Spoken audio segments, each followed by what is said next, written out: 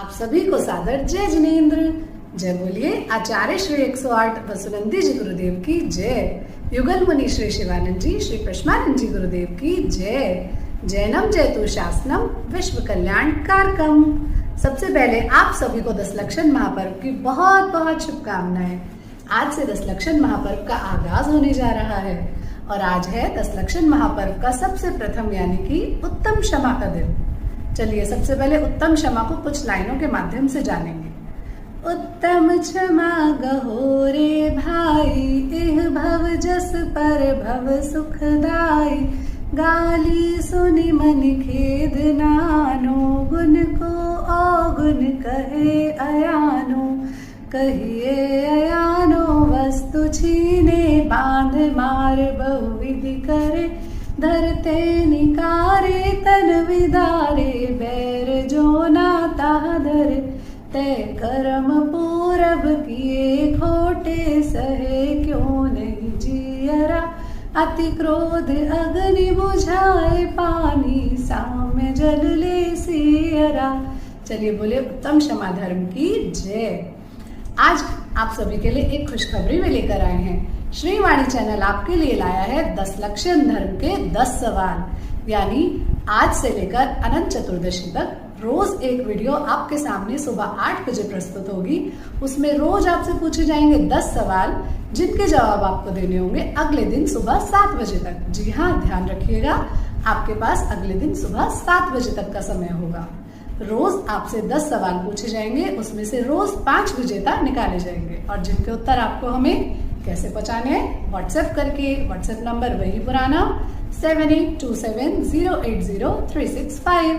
चलिए अब कुछ उदाहरणों के माध्यम से ये जानेंगे उत्तम क्षमा धर्म का हमारे जैन धर्म में क्या रोल है, उसकी क्या पराकाष्ठा है। जी हाँ, अरे एक बात तो रह गई, हमारे चैनल को लाइक, सब्सक्राइब और बेल आइकन प्रेस करना बिल्कुल ना भूलें, जिससे हमारे चैनल पर आने वाली सभी अपडेट्स आपको मिलती रहें, कहीं प्रतियोगिता छूट ना जाए। चलिए अब कुछ उदाहरणों के माध्यम से जानेंगे उत्तम क्षमा क्या होती है। चलिए सबसे पहले भगवान महावीर के उदाहरण से हम जानेंगे उत्तम क्षमा क्या होती है। स्वर्ग में संगम देव को भगवान महावीर की साधना प्रशंसा बिल्कुल नहीं जची। उसने देवेंद्र से महावीर को विचलित करने के लिए नाना प्रकार के घोर उपसर्ग किए। मृत्यु लोक में अनुकूल प्रतिकूल घोर उपसर्गों का जाल बिछा दिया। संगम ने एक ही रात में भगवान महावीर पर 19 मरणांतिक कष्ट किए। जी हाँ, क्या आप जानते हैं, मनुष्य की मृत्यु के लिए उनमें से सिर्फ एक ही कष्ट काफी था। उस प्रकार के भगवान महावीर पर 19 मरणांतिक कष्ट किए। लगातार 6 माह तक घोर उपसर्ग सहने के बावजूद भी भगवान महावीर स्वामी के मन में संगम देव के प्रति कोई विकार नहीं आया, अपितु उनके द्वारा किए गए उपसर्गों को अपने कर्मों के क्षय में सहयोगी समझा। देखिए ऐसे होती है उत्तम क्षमा। चलिए अब दूसरा उदाहरण श्री कृष्ण के सबसे छोटे भाई गद सुकुमाल के माध्यम से जानेंगे। श्री कृष्ण के सबसे छोटे भाई गद सुकुमाल का विवाह सोमिल नाम के विप्र की पुत्री से तय हुआ। उधर अरिष्टनेमी भगवान के प्रवचन सुनकर गद सुकुमाल को वैराग्य हो गया। अंततः उन्होंने दीक्षा ग्रहण कर ली। दीक्षा लेने के पश्चात वो शमशान में जाकर ध्यानस्थ हो गए। उधर यज्ञ के लिए सोमिल लकड़ियां लेकर आ रहा था। जैसे ही उसने मुनि को ध्यानस्थ अवस्था में देखा, देखते ही वह तो क्रोधित हो उठा। अरे, इसने तो मेरी पुत्री का जीवन ही बर्बाद कर दिया, अब मैं इससे बदला अवश्य ही लूंगा। उसने गीली मिट्टी की पाल बांधकर मुनि श्री के सर पर, उनके नव मंडित केशलोच हुए मस्तक पर धधकते हुए अंगारे रख दिए, जिससे मुनिश्री का मस्तक जलने लगा। परंतु मुनिश्री के मन में विकार नहीं आया। आत्मा और शरीर की भिन्नता के चिंतन में नहीं हटे। एक पल भी सोमिल पर क्रोध नहीं किया। क्षमा भाव के इस परम तप से सर्वज्ञ बन गए। चलिए तीसरा उदाहरण सुकौशल मुनि के माध्यम से जानेंगे। चातुर्मास पूर्ण कर सुकौशल मुनि और कीर्तिधर मुनि साथ में नगर की ओर प्रस्थान कर रहे थे। तभी उन्होंने वहां से एक शेरनी को आते देखा। शेरनी को आता देख सुकौशल मुनि ध्यानस्थ हो गए। शेरनी ने मुनिश्री के शरीर को अपने नखों से विदारा, परंतु मुनिश्री की ध्यानस्थ मुद्रा में कोई फर्क नहीं पड़ा। बाद में कीर्तिधर मुनि ने उस शेरनी को बताया कि हे पापिनी, तू पूर्व भव में सुकौशल की माँ सहदेवी थी, पुत्र से बहुत अधिक स्नेही था, आर्त ध्यान के कारण प्राणों को छोड़ा और अब इस जन्म में अपने ही पुत्र के शरीर को अपने नखों से विदीर्ण कर दिया। देखिए, चलिए अब अगला उदाहरण पांचों पांडवों के बारे में। पांचों पांडव ध्यानस्थ मुद्रा में बैठे थे, तभी वहां से दुर्योधन का भांजा कुरमुरधर गुजरा। पांचों पांडवों को ध्यानस्थ मुद्रा में देखकर वह आग बबूला हो गया। उसको बदले की भावना इतनी प्रबल हो गई, उसको याद आया कि इन्होंने ही तो मेरे मामा अर्थात कौरवों के वंश को समाप्त किया है। उसने आग में सुलगती हुई बेड़ियों को आभूषणों की तरह पांचों पांडवों को पहना दिया।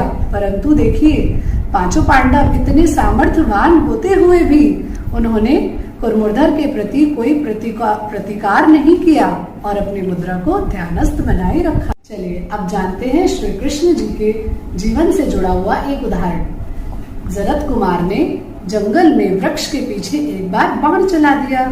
जब उसने वहां जाकर देखा तो देखा कि वह बाण हिरण्यकर नहीं, श्री कृष्ण के पांव में लग गया है। देखिए श्री कृष्ण की महानता। उन्होंने जरत कुमार को यह कहकर अभयदान दिया कि हे वत्स, तुम यहाँ से फौरन चले जाओ, बलराम अभी पानी लेकर यहाँ आते ही होंगे। अगर वह मुझे इस दशा में देखेंगे तो तुम्हें अवश्य ही मार डालेंगे। देखिए, इसे कहते हैं सामर्थ्यवान की क्षमा याचना, क्षमा भावना। चलिए अब अश्वत्थामा और द्रौपदी के एक उदाहरण द्वारा समझेंगे। अश्वत्थामा ने रात्रि के पहर में द्रौपदी के सभी पुत्रों का वध कर डाला। द्रौपदी ने यह देखकर अश्वत्थामा को मारने की प्रतिज्ञा कर डाली। अर्जुन द्रौपदी की इस प्रतिज्ञा को पूर्ण करने के लिए अश्वत्थामा को पकड़कर उनके समक्ष ले आए, परंतु द्रौपदी ने उन्हें मारने के बजाय यह कहकर क्षमा कर दिया कि जिस प्रकार पुत्र वियोग में अभी मैं तड़प रही हूँ, अश्वत्थामा को मारने के पश्चात उसी प्रकार गुरु माता भी पुत्र वियोग में तड़पेंगी, तो भला मैं इसे क्यों मारूं। देखिए, ऐसी होती है क्षमा की भव्यता। चलिए अब पहले रक्षाबंधन महापर्व पर आई प्रतियोगिता के प्रश्न और उत्तर डिस्कस कर लेते हैं और बाद में वीडियो कंटिन्यू करेंगे। उसमें पूछे गए प्रश्नों में से पहला प्रश्न था, रक्षाबंधन महापर्व वाले दिन कौन से तीर्थंकर का मोक्ष कल्याणक होता है? इसका उत्तर है श्रेयांश नाथ जी। दूसरा प्रश्न था, जब राजा श्रीवर्मा मुनि संघ के दर्शन को आया तो मुनि संघ को मौन रहने का आदेश किसने दिया था? इसका उत्तर है अकंपनाचार्य जी ने। तीसरा प्रश्न था, राजा श्रीवर्मा के कितने मंत्री थे व उनके क्या क्या नाम थे? इसका उत्तर है 4 मंत्री, बलि, बृहस्पति, प्रहलाद और नमुची। चौथा प्रश्न था, श्रुतसागर जी मुनिराज से शास्त्रार्थ में हारने के बाद उन चारों मंत्रियों ने क्या किया था?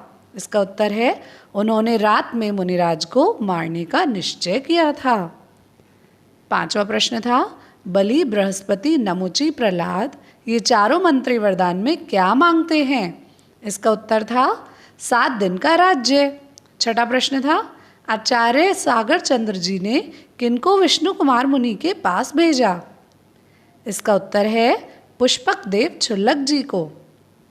सातवां प्रश्न था, विष्णु कुमार मुनिराज राजमहल जाने से पहले अपना रूप कैसा बनाते हैं? इसका उत्तर है वामन।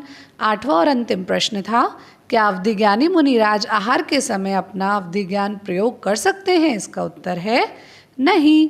चलिए अब वापस से अपने वीडियो को हम कंटिन्यू करते हैं। चलिए अब अगला उदाहरण राजा श्रेणिक का लेते हैं। राजा एक बार की बात है, राजा श्रेणिक अपने अंगरक्षकों के साथ वन में शिकार खेलने जा रहे थे। उधर यशोधर मुनि को ध्यान रूढ़ होते हुए देख उन्होंने अपनी रानी से बदला लेने की ठानी। उन्होंने यशोधर मुनि के गले में मरा हुआ सर्प डाल दिया और अट्टहास करते हुए महल वापस आ पहुंचे और अपनी रानी को बड़े ही खुशी से यह सुनाया कि मैंने देखो क्या किया है। उधर इतने में चींटियों ने मुनि श्री के शरीर को छलनी कर दिया। अगले दिन जब रानी चेल्ला वहां पहुंची तो उन्होंने चींटियों से मुनि के शरीर को अलग किया। देखिए मुनि की भव्यता। मुनि अपने ध्यान अवस्था से हटे, उन्होंने आंखें खोली और उसके पश्चात उपसर्ग करने वाले और उपसर्ग को दूर करने वाले दोनों को समान रूप से आशीर्वाद दिया। यह देखकर राजा श्रेणिक को अत्यंत पश्चाताप हुआ और क्षमा मांगकर सम्यक्त्व ग्रहण किया। चलिए अब दूसरा उदाहरण सुकुमाल मुनि के माध्यम से जानेंगे। सुकुमाल मुनि वन की ओर जा रहे थे। उनके पांवों में कंकड़ पत्थर आदि लग जाने से पांवों से खून बह रहा था। उधर तभी एक सियारनी उस खून को चाटते चाटते उनके पास आ पहुंची। उसके साथ उसके पिल्ले भी थे। मुनि श्री को ध्यान अवस्था में देखते ही पल भर में उसे अपने पूर्व जन्म का बैर याद आ गया, जिस जन्म में वह उनकी भाभी थी और उन्होंने उसको लात मारी थी।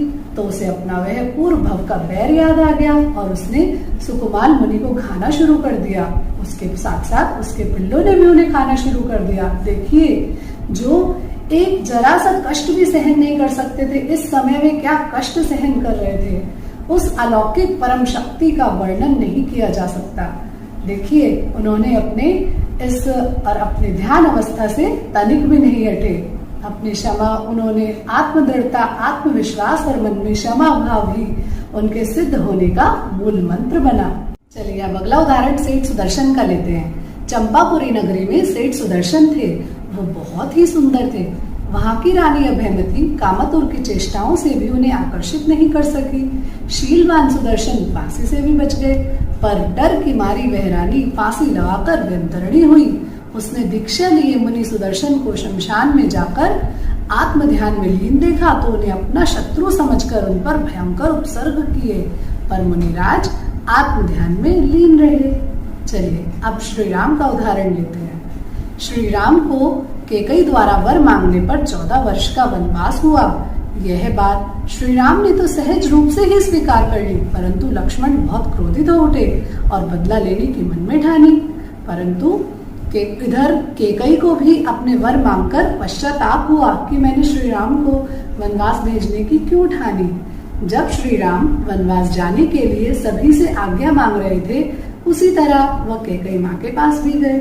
तो उन्होंने कैकेयी माँ से आज्ञा मांगी कि हे माता, मुझे आज्ञा दीजिए वन में जाने के लिए। तब कैकेयी माता ने भीगी हुई पलकों से उन्हें क्षमा मांगी कि हे राम, मुझे क्षमा कर दो, मैंने तुम्हें वनवास भेजा।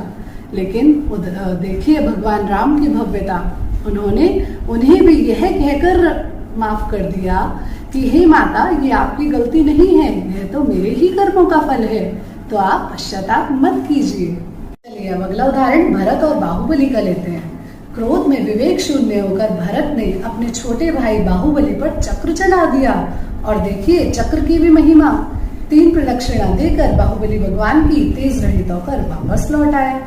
यह देखकर बाहुबली भगवान ने बोला, किस राज्य के मोहवश भाई ने भाई पर चक्र चला दिया कि हे प्रभु, मुझसे गलती हो गई, आप मुझे मेरी गलती के लिए क्षमा कीजिए।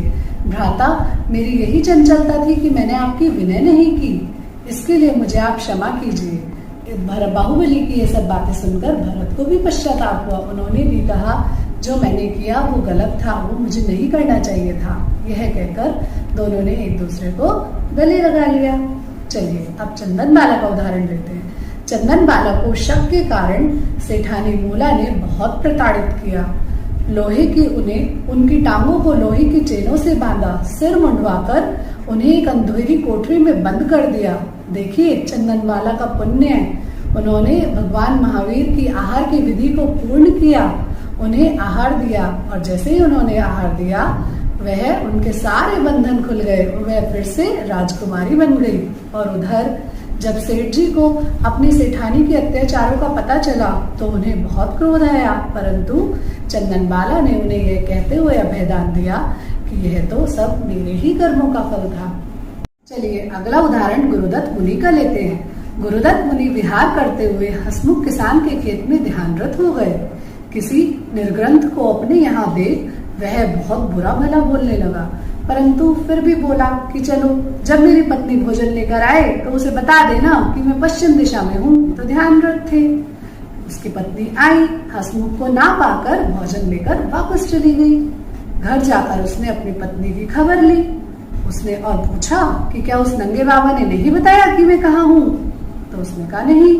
फिर वापस आया और उन्हें बहुत गालियां बकी, घसीटता पीटता उन्हें अपने घर लेकर गया।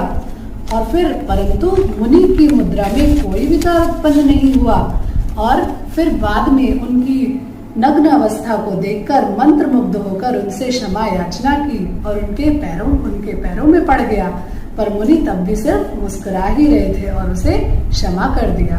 चलिए अगला उदाहरण अभय घोष का लेंगे। अभय घोष को वैराग्य हो गया तब और वह मुनि बन गए। उनका पुत्र चंडवेग था। मुनि को ध्यान मुद्रा में देखते ही चंडवेग को अपने पूर्व जन्म का बैर याद आ गया। पूर्व जन्म में अभय घोष के जीव ने चंडवेग के जीव के चारों पैर काट दिए थे। जैसे ही उसे वह याद आया वह आग बबूला हो गया और मुनि श्री के शरीर को बाणों से व्यथित कर दिया। मुनि श्री ने भी अपना शरीर तो छोड़ दिया परंतु सम्यक्त्व और क्षमा भाव नहीं छोड़ा। मैंने तो आपको स्टोरी सुना दी है, अब आई है आपकी टेस्ट की बारी। तो ले लेते हैं आपका टेस्ट और पूछ लेते हैं आपसे प्रश्न। पहला प्रश्न है, कितने महीने तक संगम देव महावीर भगवान पर उपसर्ग करते रहे? दूसरा प्रश्न है, गज सुकुमाल मुनिराज पर किन्होंने उपसर्ग किया था? तीसरा प्रश्न है, कुरमुरधर ने पांडवों पर कैसे उपसर्ग किया था? चौथा प्रश्न है, द्रौपदी ने अश्वत्थामा को क्या सोचकर माफ कर दिया? पांचवा प्रश्न है, कौन से मुनिराज पर राजा श्रेणिक ने उपसर्ग किया था? छठा प्रश्न है, किस पशु ने सुकुमाल मुनिराज को खाना शुरू किया? सातवां प्रश्न है, श्री राम जी ने कैकई माता से क्या कहा? आठवां प्रश्न है, गुरुदत्त मुनिराज किनके खेत में ध्यानरत थे? नौवां प्रश्न है, चंडवेग पिछले जन्म में क्या थे? 10वां और अंतिम प्रश्न है, सेठ सुदर्शन को कौन सी रानी ने आकर्षित करने की कोशिश की? चलिए अब बारी है विजेताओं की। रक्षाबंधन प्रतियोगिता के विजेता हैं, पहली विजेता है रेखा जैन जी चाकसू, दूसरे विजेता हैं उमेश जैन जी जयपुर, तीसरी विजेता हैं सावित्री जैन जी भोपाल। इसी श्रृंखला में चौथे विजेता हैं अजय जैन जी खरगोन, पांचवी विजेता हैं रेणुका जैन जी मेरठ और छठे और अंतिम विजेता हैं सुरेश बोहरा जी उदयपुर। आप सभी को आचार्य श्री वसुनंदी जी व युगल मुनिराज का बहुत बहुत मंगलमय आशीर्वाद। आप सभी को अपना पेटीएम नंबर 7827080365 पर जल्दी से जल्दी भेजना है, जिससे हम आपके इनाम की राशि जल्दी से जल्दी आपको पहुंचा सकें। जय जिनेंद्र।